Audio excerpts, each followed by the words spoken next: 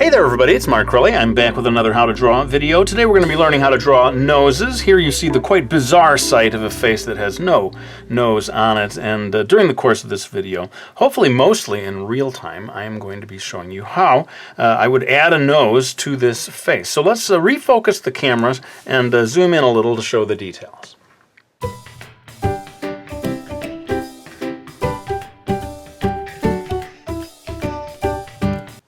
So my first job is to figure out the location of the nose in relation to both the mouth and the eye.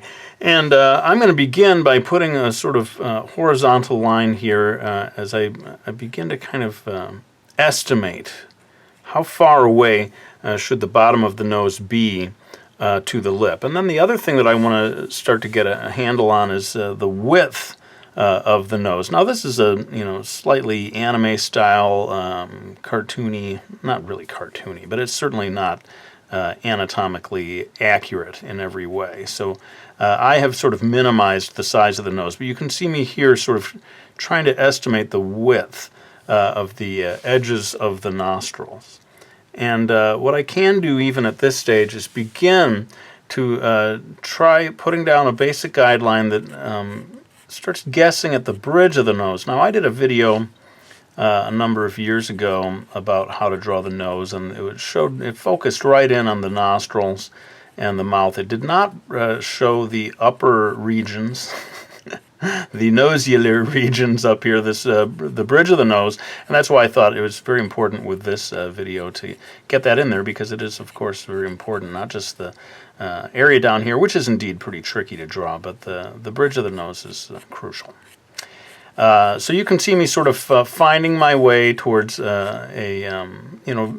mostly vertical, but just slightly diagonal as it heads down towards the tip of the nose. And maybe that's my first job, is to sort of figure out the tip of the nose and make sure that as it curves around and comes down, that it's going to relate properly to the upper lip, because as we all know, it's sort of there's like this bow of the lip there, and you've got to, I'm not going to necessarily leave these lines in place. In fact, I'm pretty sure I'm going to erase them to a large degree, but I want to have some sense of how this connects in, and how the center of the bottom of the nose should be right in the middle of that zone there. Now we come to the nostriller, the nostriller region. You're really taking it too far, Curly. The nostrils, and I feel it's very important to not make flared-looking nostrils. You're really trying to kind of get the bare minimum, I think. Some people will just do these tiny little lines. I'm going to go a little bolder than that. But in this, the face is turned a little bit into a 3/4 point of view. So over here, I think I may just get away with a line. Over here, I think we do need to sort of thicken it up a little to give a sense of the gap there, or else you won't be able to breathe through your nose. And then over here, we have the sides of the nostrils. Now, in real life, people's this sort of structure over here to the sides and just above the nostrils is pretty well defined on most people's noses, but I find that a lot of illustrators prefer to minimize this area, these sort of lines. And if you go in real hard like that and start drawing those in real dark, it's going to look, it's not going to look particularly elegant. And I think that's part of the reason, especially with manga-influenced styles. There is this tendency to want to minimize the nose a bit in favor of focusing on the mouth and especially the eyes. So now that I've got these lines in place and I'm starting to feel like I might be working this out, I'm going to start to add a bit more shading down here. Now I'm holding my pencil very low to the paper so as to expose a lot of the lead. I am not pressing down very hard. And by doing, by holding it at this angle and not pressing down very hard, you get a very, pale, hopefully subtle kind of shading. And I think you can do quite a lot of shading on the underside of the nose. but most people will kind of limit the deep shading, the dark shading, to this undersurface. Now, as I said before, I did not really mean for this area down here to be, these lines to remain in the final illustration. So what I'm going to do is go in with my eraser and kind of lighten up at least one of those. I think maybe the lighting situation would allow for a bit of shade over here. But you can see even the very slightest detail into this area of the upper lip, and it can kind of call a little too much attention to it somehow. Again, this is at odds with reality because, most people's mouths, the upper lip, you can see fairly plainly this structure, but as an illustrator, very often you find that, with a stylized illustration, you can't just copy exactly what exists in real life. You're kind of fine-tuning things, using your artistic license to downplay other things, over-exaggerate other things, and then get this final look that you're going for. Now comes the part of shading the upper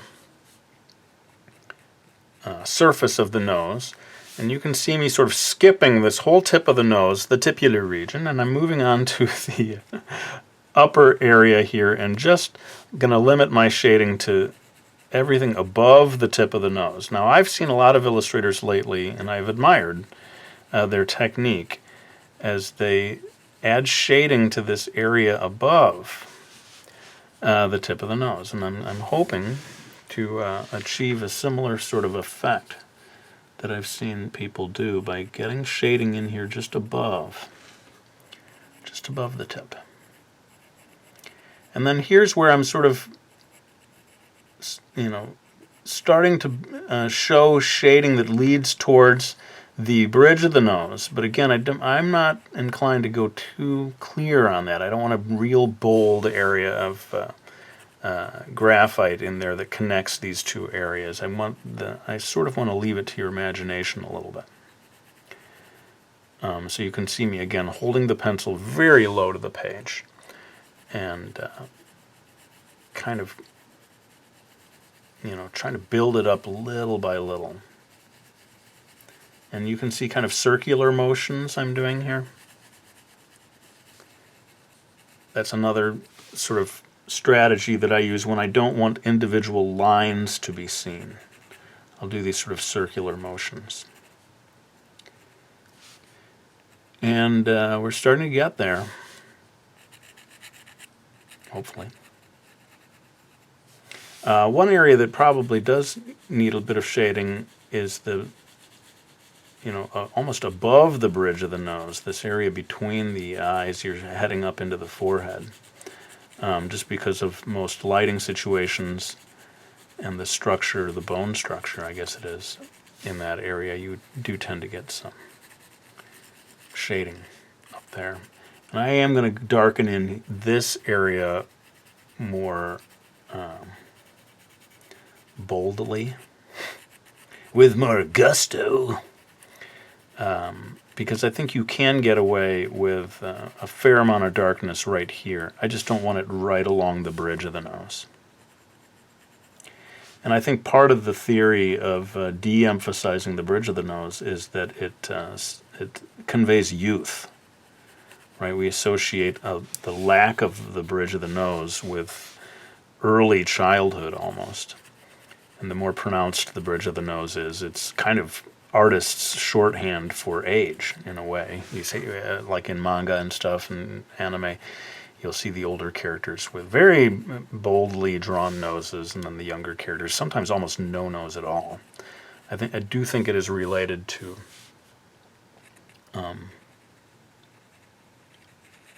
conveying age or lack of age. And I think we're getting pretty close to it. Now, I'd love to use my trusty black Prismacolor, and I have it at my side, but guess what? I'm not going to have to use it very much for this video, because I believe just right here, maybe, into this nostril, is the main thing. I might just sort of go over this line one more, but I'm not going to do any of the other lines dark. I don't want them to be dark. I don't want them to be dark, and I'm not going to make them dark. I don't know why I suddenly went for a weird southern accent there. All of you in the southern states, please forgive me. Though I don't see how you possibly can. They're like, well, how come you didn't do it Surfer Dude, man? Anyway, I am basically done at this stage, but I think just because it's feeling a little brief as markcrilley videos go, I thought I might see what happens when we add a little bit of freckles. Now, I did do a video that was specifically devoted to freckles, and I will link to that. I will also link, I should say, to videos on drawing eyes, on drawing the mouth, on drawing the entire face. I've got so many of these, but I really only have one, to my knowledge, video that focuses on the nose up until now. And like I said, it didn't really get into the drawing the bridge of the nose. So, note to self, Mark, link to the freckle video, some eyes videos, and mouth video. And probably that previous nose video as well. Why not? Throw caution to the wind. And lest I go crazy with the freckles, I think it's probably time to stop with that. Well, let me go ahead and grab my books, so that I can say thank you to anyone who has supported me by getting them, like Brody's Ghosts, my graphic novel, The Realism Challenge, my book on photorealistic illustration, The Drawing Lesson, my graphic novel that teaches you how to draw, and of course, Dominar el Manga, the Spanish edition. Of course, it is available in English. Mastering Manga 3. Always super, super grateful to people who support me by getting those books, especially as we get closer to Christmas. It's always really moving, actually, to see how many people will order those books as Christmas gifts. So thank you so much to any of you who are doing that this year. But let me go ahead and lay down this pencil. I want to say thank you to all of you for watching this video. I really hope you enjoyed it. And I'll be back with another one real soon.